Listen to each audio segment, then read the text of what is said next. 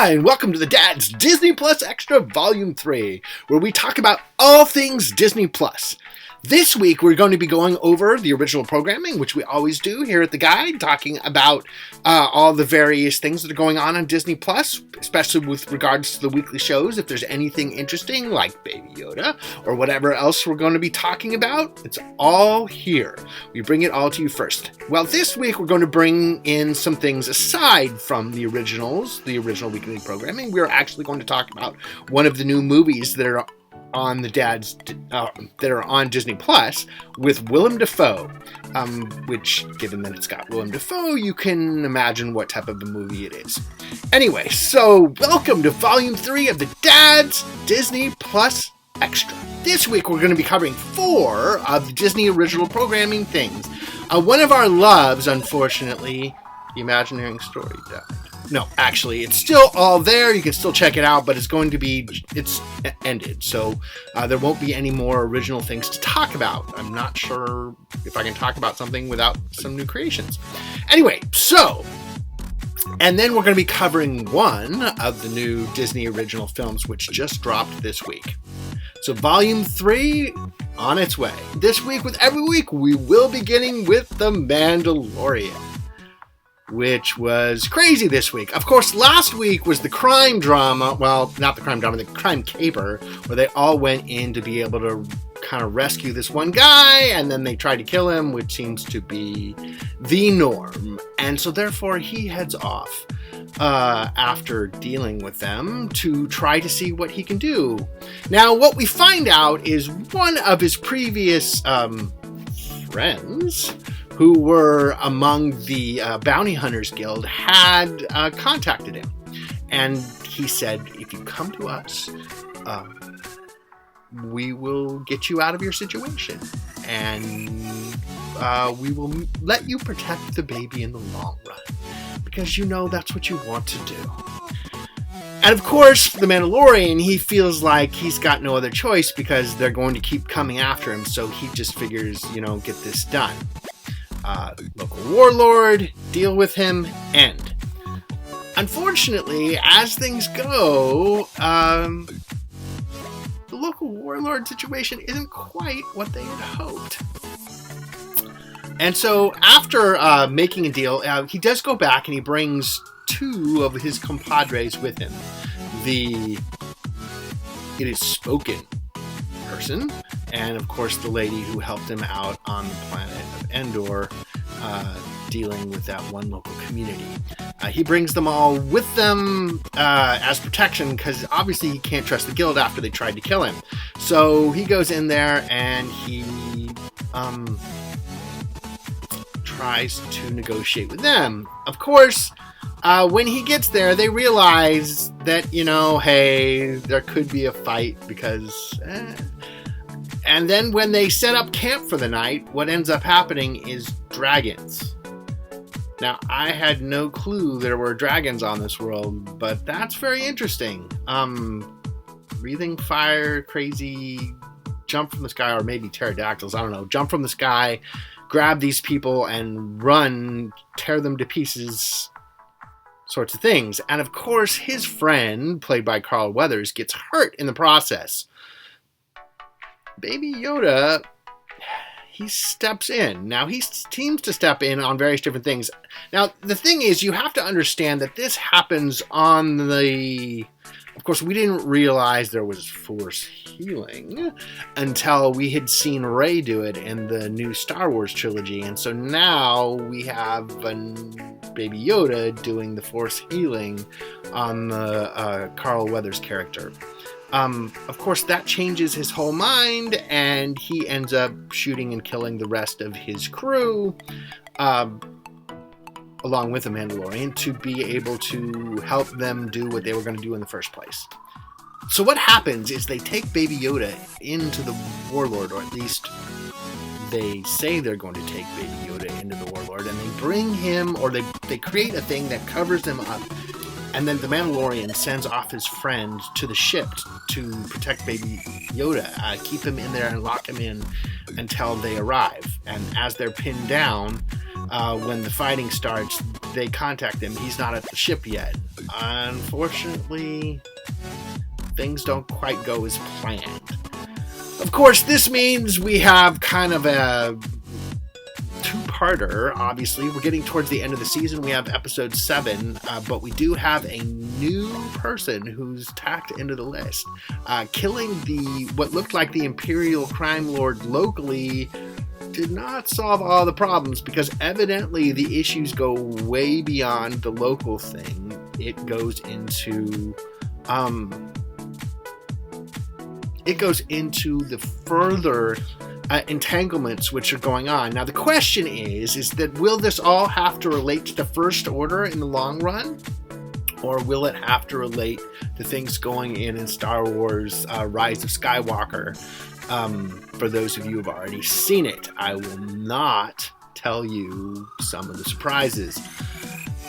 But it's possible that what's going on with these people, these warlords, is that it's part of a larger plan, which is curious. I definitely am curious to see where this is going, and how much Jon Favreau has linked up with J.J. Abrams, or at least talked to him and said, hey, what's the future plot? So I have some direction about what I'm doing, because obviously if he doesn't, you can't really screw with what's going on. I'm guessing that he does, and so I'm guessing it does have something to do with what's going on in the Rise of Skywalker, which means there's some dark nefarious force somewhere out there who's after the Baby Yoda character.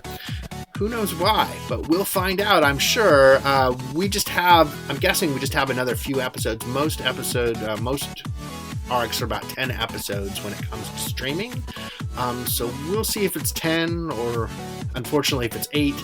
That means the next episode would be the last episode. But it will be interesting, and it is interesting. No new real... Well, okay, that's not true. There's the new kind of Imperial character who shows up at the end. Carlo Esposito of Breaking Bad fame and some other great works. He plays Moff Gideon. He is the new character, and he's the new Imperial-like character who's after Baby Yoda at all costs. And he says that he wants him desperately, which means he's going to fight to have him. The question is how bad and what's going to happen. I don't really want to do spoilers on this entirely, because you should definitely watch the episode, but it's a crazy ending to the episode. So if you're planning on being happy with the episode or inter-episode arcs, don't.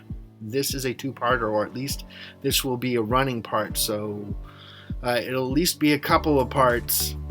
Just beware. For the second of our shows, we're going to be covering High School, the musical. Okay,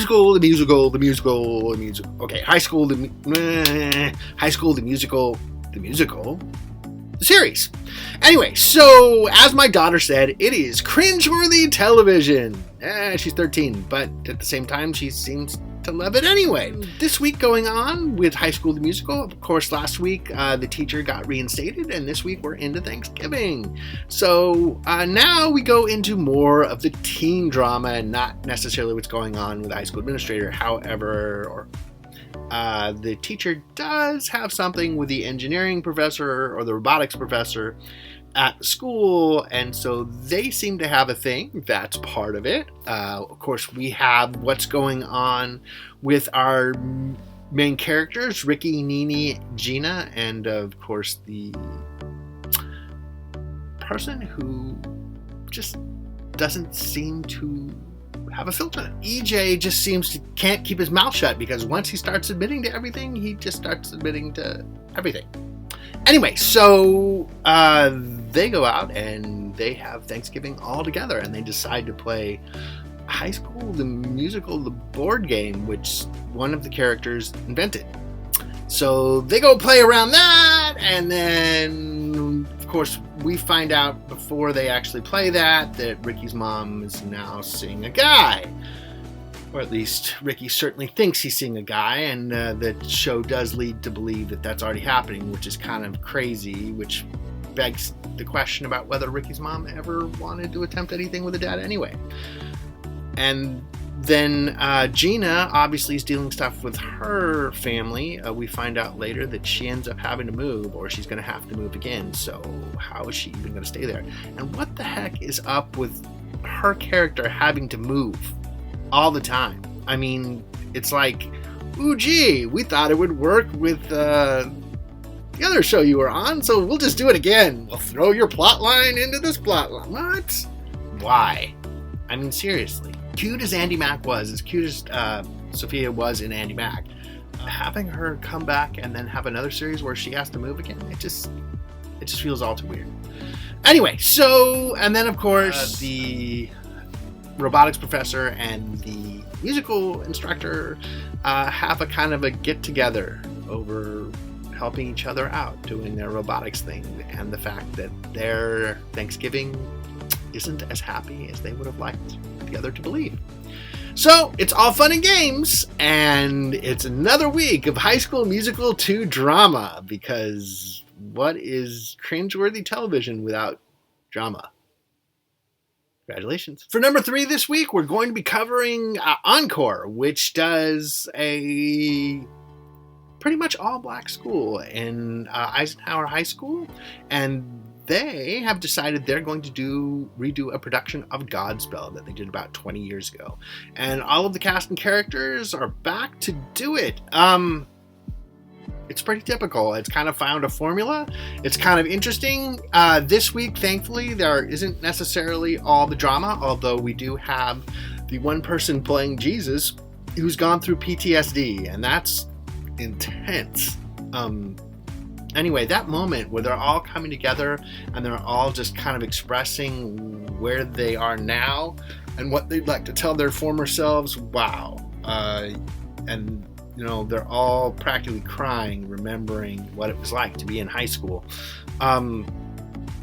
And we have a strange thing where we have a police officer who wasn't in the actual play but did seem to know all the lines and hang out with all of the people and hang out backstage all the time, having a role this time, which is kind of fun. I mean, I suppose it works and it's fun. And as always, they seem to put together something where they make magic out of 5 days of work. Works way better than I could have possibly thought. Now, obviously, we aren't seeing everything, so we're probably seeing some of the best things of each of the individuals, but I'm impressed every week. It's definitely something worth watching if you like musicals. This week in our faux show is Pick or the Litter.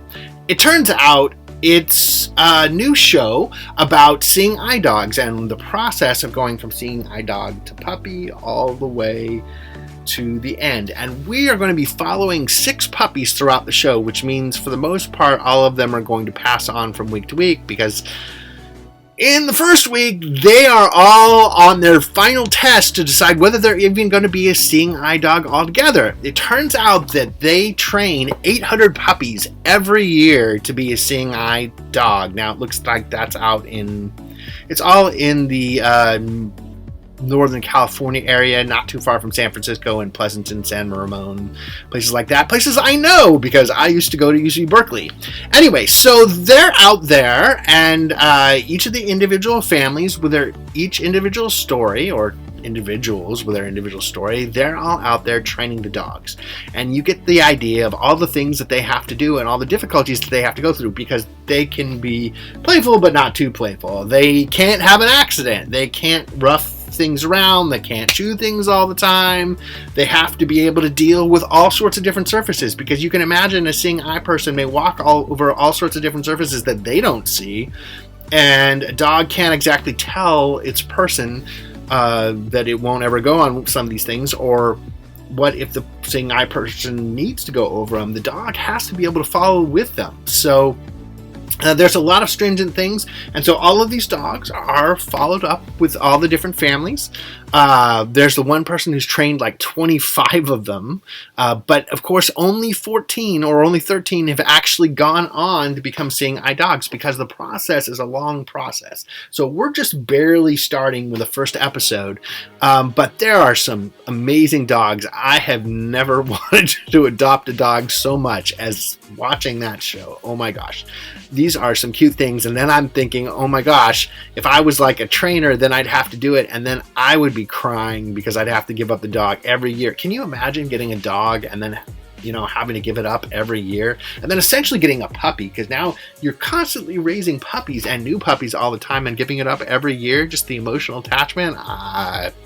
Not sure that I could be someone to do it, but I definitely honor these people, all different families, some of them on the autism spectrum, some of them just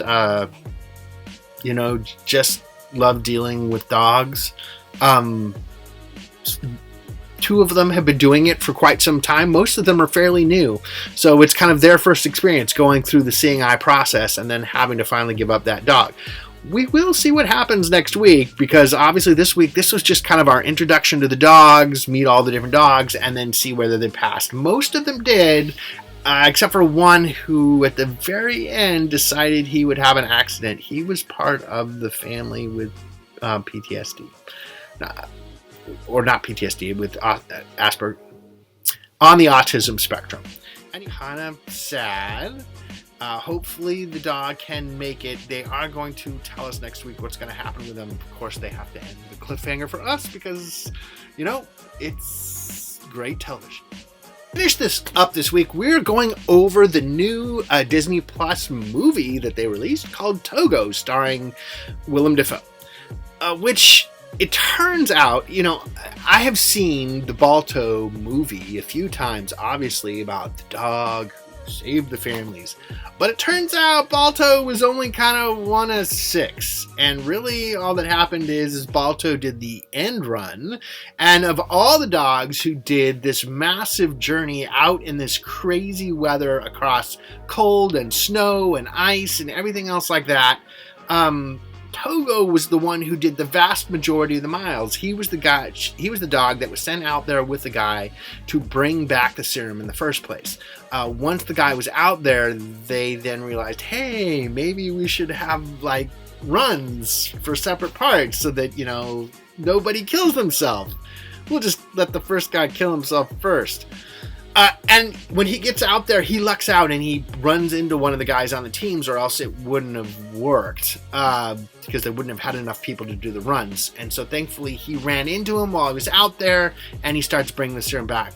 All sorts of craziness ensues. Of course, what you're doing is it kind of goes back and forth, backstory and front story. So you have the story about him going out into the crazy weather to get the serum for these kids who will die pretty much without the medication that they're going to be bringing them. And at first you deal with whether or not they should go, and then he's going to bring the dog, but the dog is 12 years old. So on the old range of dogs, especially for dogs who are going to be pulling sleds at that point. And he goes through this crazy journey out there. But then you go back to the backstory and you realize about who Togo is, which Togo is a maniac. Togo is a crazy dog who is an escape artist who loves his person. He's decided that William Defoe and Mom is his person, and ultimately William Defoe, because he wants to do whatever he's doing. So it doesn't matter what's going on, he's going to end up practicing with the dogs or getting the dogs in trouble because he's got to be wherever William Defoe is. And he tries to give him away multiple times, but it just doesn't work. And you kind of get this realization of the bonding. And then the one time when he sets him up to do stuff with the dogs, then he realizes what an amazing dog he is. Which for us dog lovers out there, dogs are amazing creatures. They do warm our hearts. And so he goes out there, and what's scary is that you swear the dog's gonna die. And of course the dog does die in the end, but not before he makes his journey, and he lives a few years after the journey. So don't have a panic attack. I mean, I was ready to be full on ball mode, but no, they don't do that to me. So what happens is the dog makes his way through the ice. They make their way almost all the way back. They finally do drop it off with a person who does they have a couple more runs, and of course the dog, Balto, is the lead dog of the final run that ends up in town and gets the medicine in there. But of course, all the people from the town realize what the dog was that did the vast majority of the work in the crazy weather, and it was Togo. And so when they're looking for breeding dogs for this particular thing, they end up breeding Togo. He ends up siring several pups, which all the people are clamoring for out there because they realize the intense nature of the dog, and not just the intense nature of the dog, but the bonding of the dog with a person, which, you know, for you dog lovers out there, that's what it's all about, bonding. So it's, I would say on the level of storytelling, it's pretty good. And on the level of dog movies, definitely pretty good. It's William Defoe. I mean, he's not going to choose a bad piece. And I'm surprised it's really straight to TV. It could have done, it has that epic feel. It could have done at the movie theaters, to be perfectly honest. I would give it 3.5 stars, especially for a television movie, straight to television streaming movie. Now, I realize that Netflix is doing that sort of thing too, but this is spectacular, and the cinematography is great, and the acting is great. Just a great story, heartwarming story. Enjoy Togo going on right now. So that finishes up week 4 of our Disney Plus series, The Dad's Disney Plus Extra.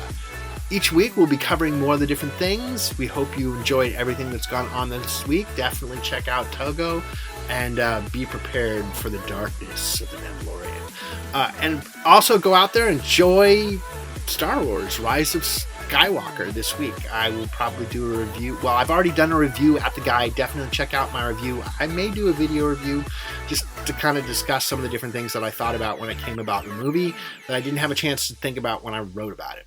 But check out my blog. Check out everything that's going on right now. There are some great things, so definitely check out everything else going on here at the guide, the Single Dad's Guide to Life. And thank you for being here this week. See you next week for the Dad's Disney Plus Extra.